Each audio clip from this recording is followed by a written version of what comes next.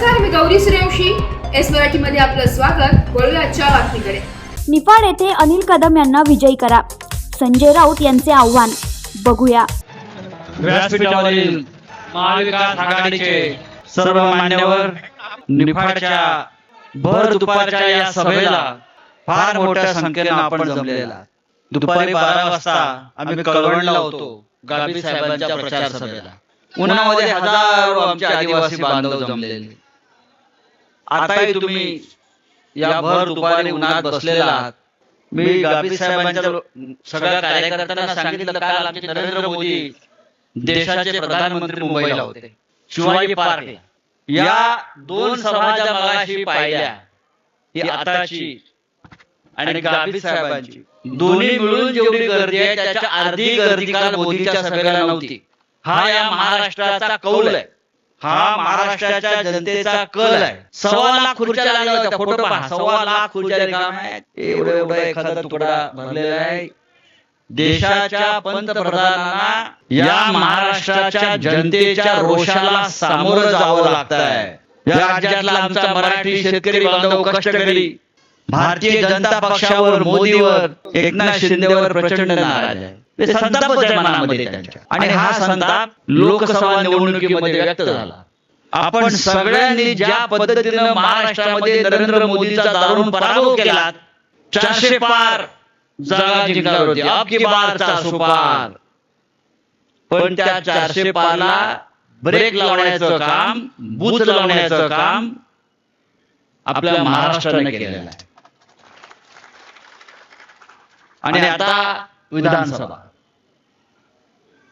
मोदींना दाखवायचं आहे, हा तुमचा गुजरात नाही, हा महाराष्ट्र आहे. हे आपलं छत्रपती शिवाजी महाराजांचं महाराष्ट्र राज्य आहे. समोर डॉक्टर बाबासाहेब आंबेडकरांचा भव्य पुतळा, त्याला आम्ही आता अभिवादन केलं. छत्रपती शिवाजी महाराज समोर आहेत. छत्रपती शिवाजी महाराजांच्या पुतळ्यामध्ये भ्रष्टाचार करणारे लोक या राज्यामध्ये निर्माण झाले, मोदीच्या राज्यात निर्माण झाले. त्या आमच्या कोकणात मालवणला भव्य पुतळा उभा केला नरेंद्र मोदीच्या अतुल घाईघाईनं. मोदी दिल्लीला पोहोचेपर्यंत पुतळा कोसळला. 22 कोटी रुपयाचं बजेट, 22 कोटी रुपयाचं, आणि 20 लाखामध्ये पुतळा उभारला. उरलेले 21 कोटी रुपये भारतीय जनता पक्षाने खाल्ले शिवाजी महाराजांच्या नावावर.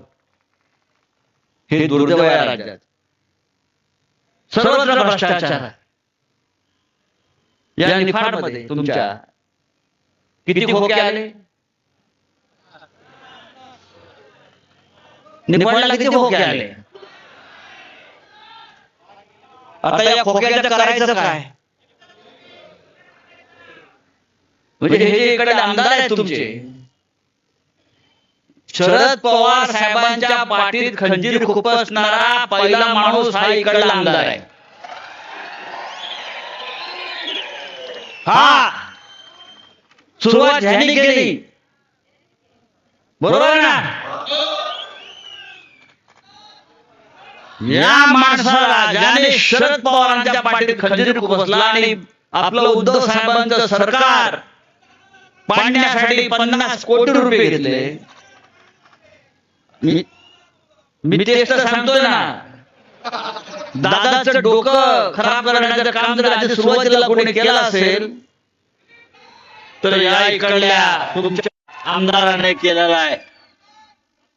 मला एकदा जयंतराव पाटील सांगत होते की हा नुसता गद्दार नाही, तर बेमान नाही, तर इतका निर्घृण आणि क्रूर माणूस आहे.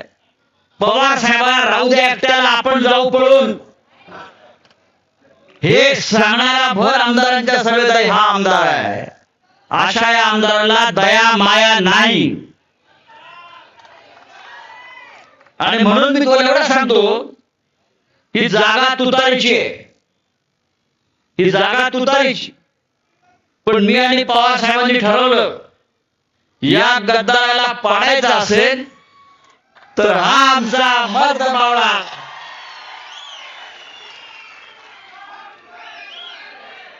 हा आमचा मर्द मावळा जो आहे तो ज्या गद्दाराला इथे गाडू शकतो हे मी आणि पवार साहेबांनी ठरवलं.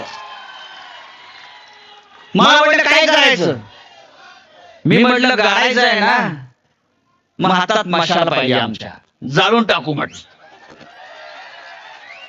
आणि पवार साहेबांनी मान्य केलं, जयंतराव पाटलांनी मान्य केलं की बरोबर आहे, हाच गडी गाडेल आणि ही जागा आपण आपल्याकडे आपल्या अनिल अण्णांसाठी घेतली. आता आपली जबाबदारी आहे, आपली जबाबदारी आहे.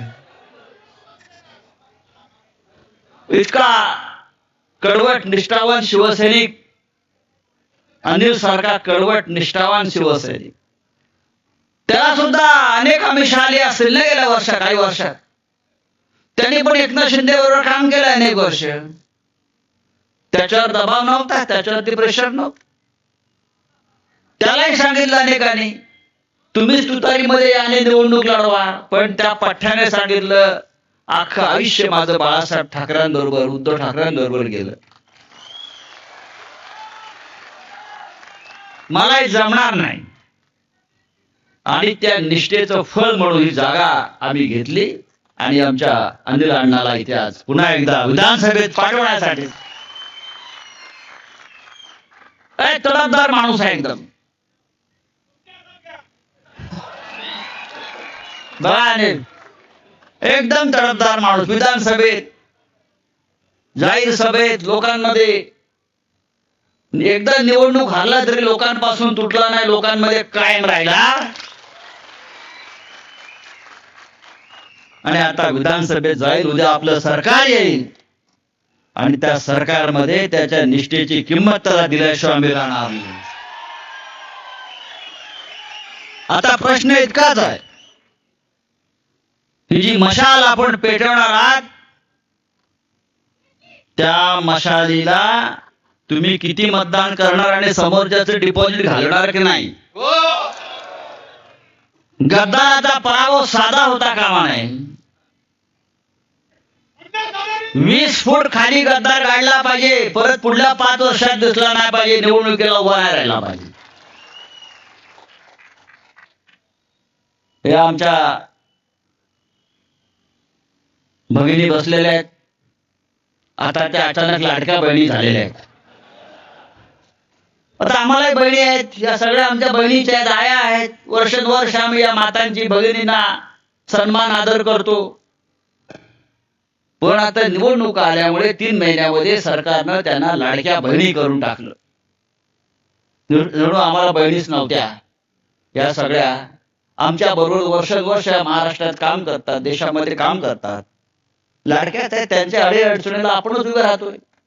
पण 1500 रुपये दिले आणि लाडक्या बहिणीचं सर्टिफिकेट तयार केलं का? 1500 रुपयासाठी या बहिणी आहेत का? लाडक्या बहिणींसाठी कराव्या अशा खूप गोष्टी आहेत. 1500 रुपये देण्यापेक्षा या आमच्या माय भगिनी आहेत, त्यांच्या मुलांना चांगल्या नोकऱ्या द्या ना, नोकऱ्या द्या. हा जो शेतकरी बांधव आमचा आहे, मालाला चांगला शेतमालाला भाव द्या,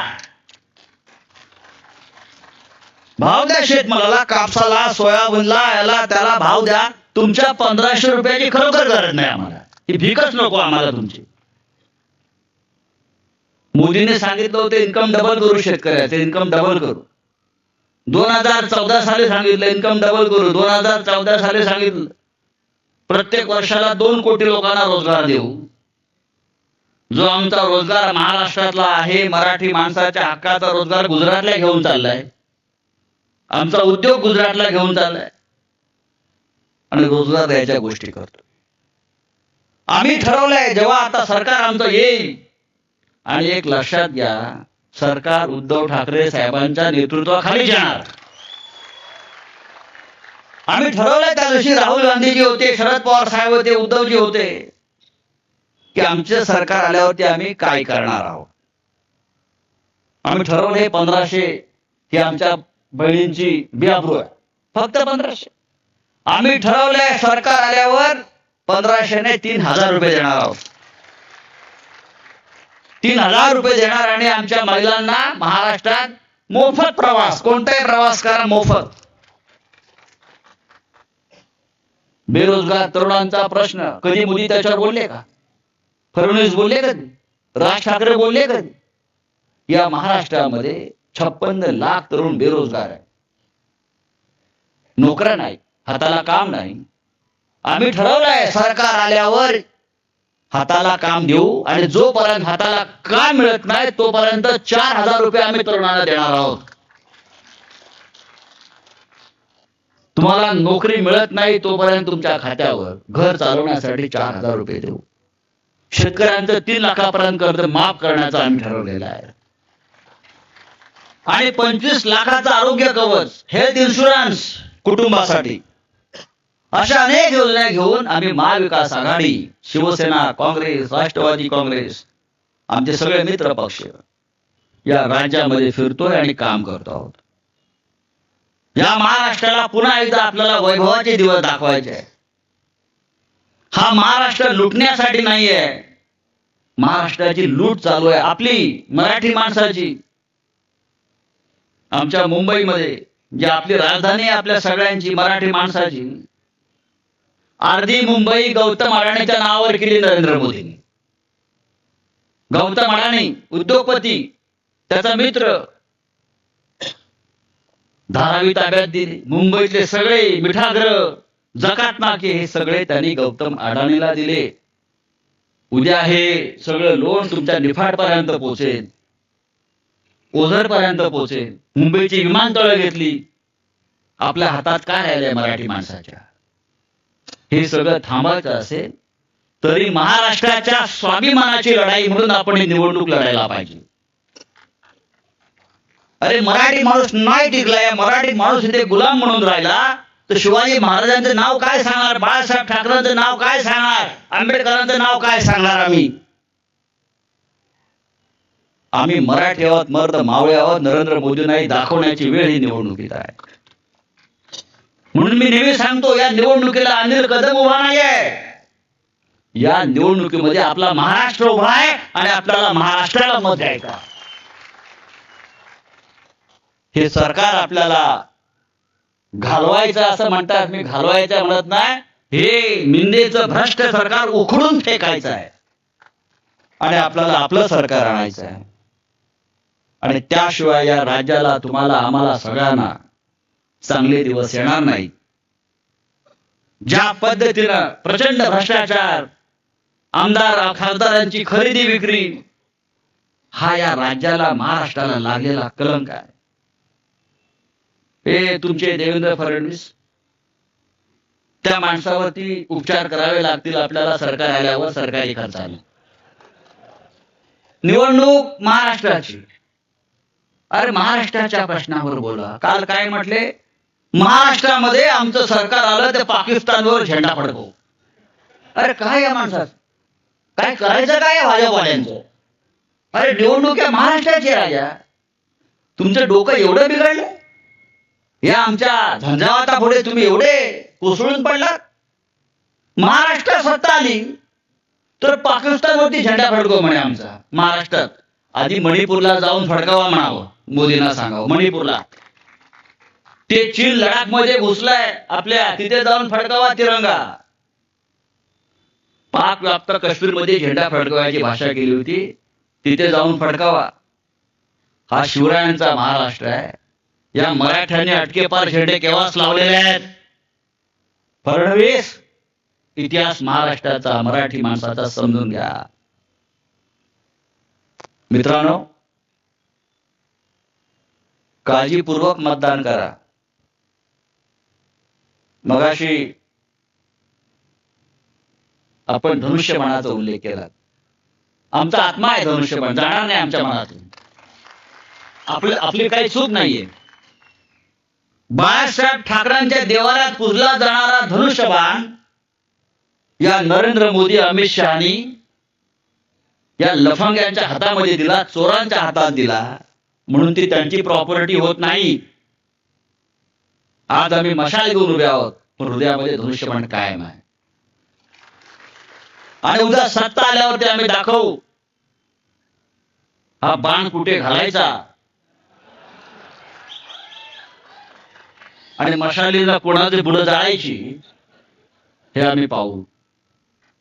हे राज्य, मी परत परत सांगतो, हे राज्य बाळासाहेब ठाकरेंनी निर्माण केलं. हे आपल्यासाठी, आमच्या न्याय हक्कासाठी, मराठी माणसाला स्वाभिमानाने जगता यावं म्हणून.